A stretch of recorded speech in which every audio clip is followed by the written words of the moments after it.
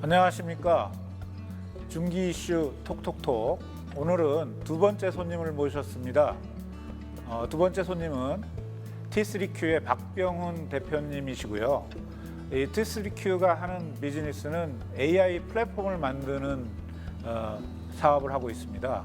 오늘 박 대표님을 모시고 AI가 어떻게 그 산업에서 활용되고 있고, 우리 또 중소벤처기업들은 AI를 어떻게 활용해 나가야 될지에 대해서 알아보도록 하겠습니다.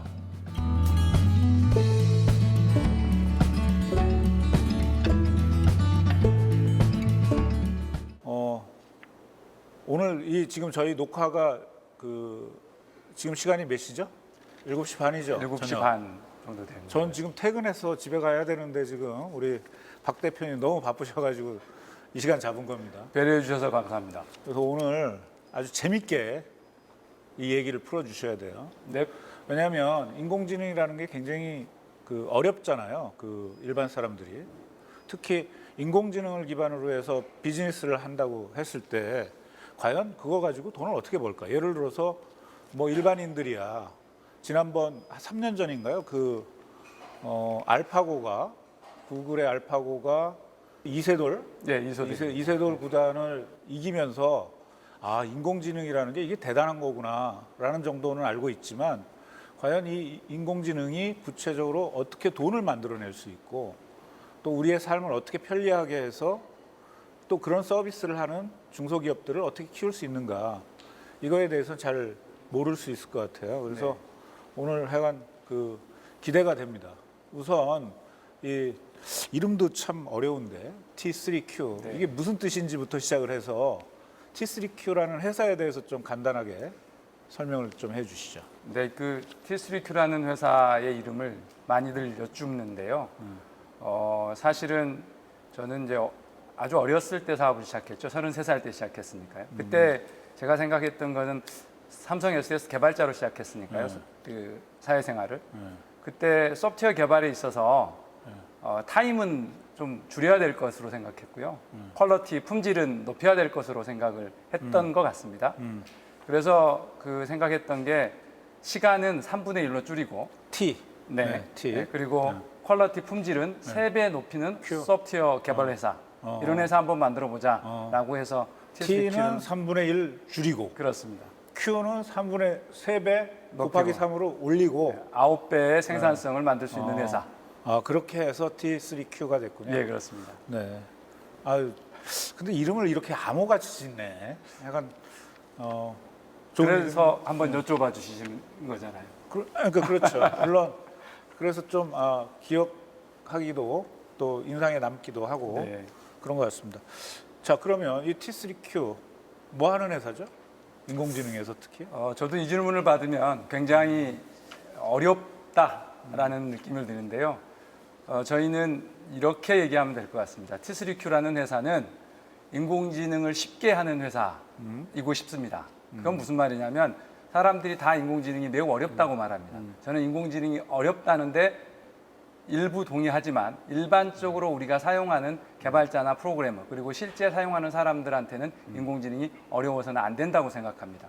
그래서 목적, 하고 싶은 일이죠. 그 목적과 그 일을 할 수 있는 데이터가 있다면 누구라도 언제라도 쉽고 빠르게 인공지능 서비스를 만들고 그 만들어진 서비스가 만들어진 걸로 끝나면 안 되거든요. 안정적으로 운영되는 것이 매우 중요합니다. 이런 플랫폼을 제공해서 인공지능 T3Q AI 만나면 인공지능이 엑셀처럼 쉬워지네, 이런 느낌을 갖게 하고 실제로 그렇게 하고 싶은 회사입니다. 자, 그런데 이 인공지능이라는 것이 이제 지금 보면 굉장히 이제 여러 영역으로 활용도가 넓어지고 있잖아요. 네. 뭐 예를 들어서 뭡니까 IBM이 만든 왓슨인가요? 왓슨요. 왓슨 같은 경우에는 뭐예요? 어떤 사람들의 엑스레이 사진이나 뭐 이런 초음파 사진 이런 걸 가지고 병을 진단한다든지 이런 데도 쓰이잖아요. 네. 주로 지금 그러면 우리 T3Q는 어떤 영역에 있는 고객들을 대상으로 해서 지금 이제 이 인공지능 서비스를 하려고 하는 거죠? 그에 앞서서 지금 이제 원장님처럼 인공지능이 어느 정도 이해가 계시는 분도 계시겠지만 사실은 인공지능은 굉장히 어려워한다는 게 문제고 저도 인공지능 랩에서 공부를 했습니다마는 기계가 공부해 기계가 공부한다라는 이 개념이 가장 어려웠습니다.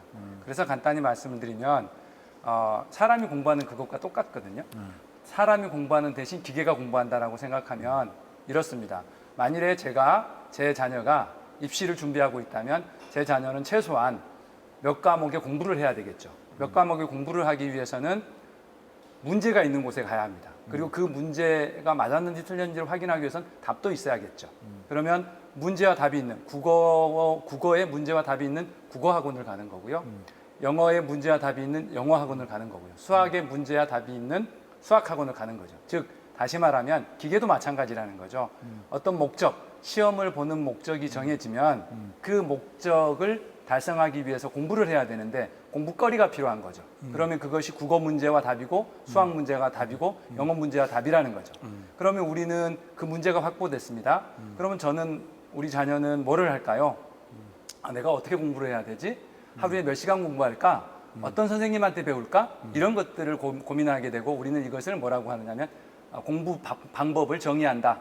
공부 설계한다라고 말합니다. 인공지능 역시 이것을 학습 모델 설계라고 말합니다.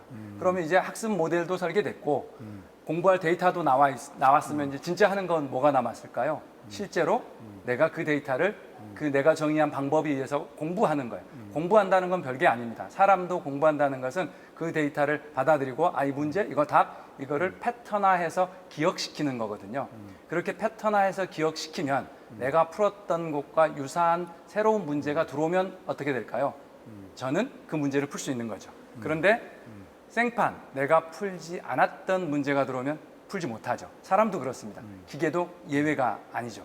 그렇기 때문에 기계가 공부하는 거나 인공지능 기계가 공부하는 거나 사람이 공부하는 것을 다르게 생각하지 말자라는 차원에서 일단 접근했으면 좋겠습니다. 우리가 이제 그 인공지능이라는 것이 의료 데이터를 잘 분석하는 그런 인공지능도 있을 거고 또 어떤 그 공장이라든지 이런 데에서의 그 제품의 어떤 생산 과정에서 불량률 같은 걸 잘 잡아내는 인공지능도 있을 거고, 그죠?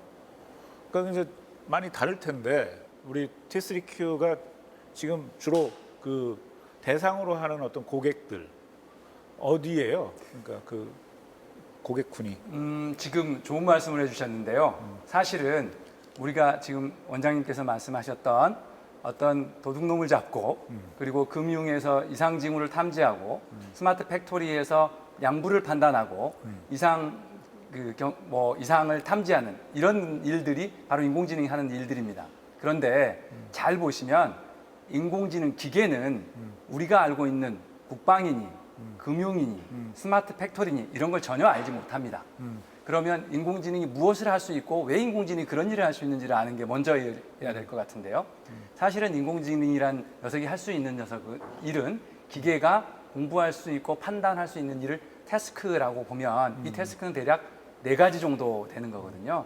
그 첫 번째는 뭐냐면 연속된 숫자, 계속 어떤 연속된 숫자를 공부시키면 그 다음 숫자는 뭐가 되겠구나 라고 맞히는 회귀, 리그레션이라는 것을 할 수 있습니다. 인공지능이.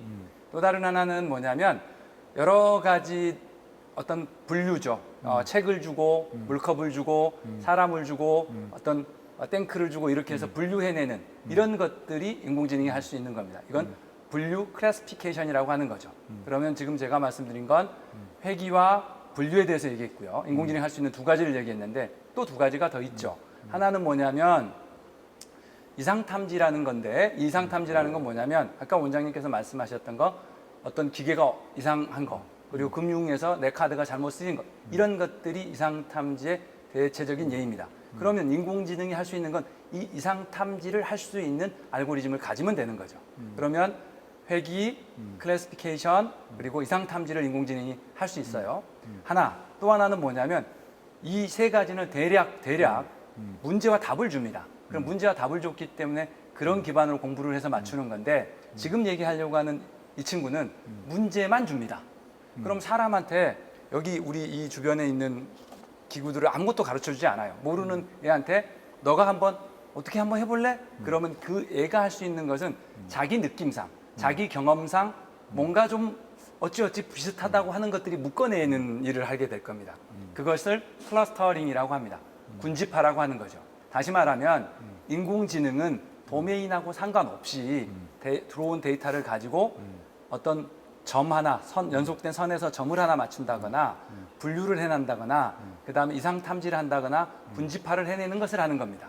그러면 대부분의 사람들이 지금 우리가 접근했던 게 인공지능이 어떤 도메인 스페시픽해야 한다라고 생각했던 거죠. 근데 저는 그러지 않다라고 지금 말씀드리고 있는 거예요. 인공지능 그 자체는 어떤 데이터가 들어오든 간에 그 데이터의 특성이 그 네 가지 중에서 무엇을 할 수 있는지 판단하는 거죠. 다만 그 데이터가 제조에서 들어오는 설비 데이터인지 그 데이터가 의료에서 온 의료 데이터인지 그 데이터가 군인 데이터인지 이게 중요하고 그것이 무엇을 결정하냐면 우리가 말하는 어떤 분야에 적용하는가를 결정합니다. 따라서 T3Q가 하고 싶은 것은 어떤 분야에서 이 인공지능이 제일 잘하는 인공지능이 아니라 그 분야에 상관없이 목적은 이미 그 분야에서 정하죠. 그러니까 어디에서나 쓰일 수 있는 그 핵심적인 툴을 만드시겠다는 그렇죠. 거죠. 그 말을 하면 어떤 소리를 듣냐면 야, 너 사기꾼이냐? 이런 말을 하는데 제가 미리 말씀드렸던 게 인공지능은 데이터라는 건 모릅니다. 그게 금융 데이터인지 뭔지. 인공지능이 아는 것은 0101만 압니다. 그렇기 때문에 우리가 목적을 정해주고 그 목적에 맞는 데이터를 준다면 인공지능은 그냥 도메인이라는 것은 사람에게 있는 거지 기계한테 있는 것은 아니라는 거죠. 알겠습니다.